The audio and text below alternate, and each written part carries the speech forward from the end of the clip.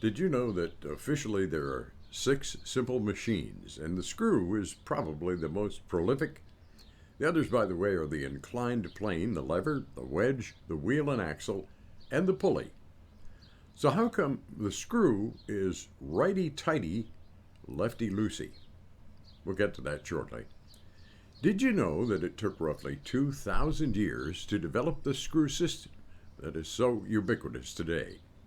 It was around 400 BC. Arctitus of Tarentum is believed to have invented the device, an inclined plane wrapped around a center pole. Screws initially were used for things like pressing olive oil or moving water. Sometime in the mid-200s BC, Archimedes realized that things could be used to hold stuff together, and we were off, sort of. Because early screws were made by hand, the threads and sizes were generally up to whoever made them, and they generally turned to the right to tighten. That changed when Frenchman Jacques Besson in the mid-16th century invented a screw-cutting lathe. Fast forward to 1797, a Brit named Henry Maudsley came up with the modern lathe, allowing screw threads to be cut with precision.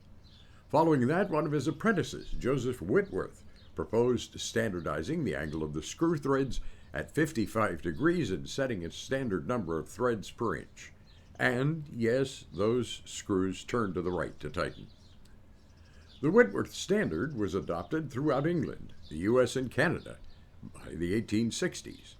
But the product was difficult to make, and in 1864, an American named William Sellers designed a screw that could be made faster and easier and, more importantly, cheaper.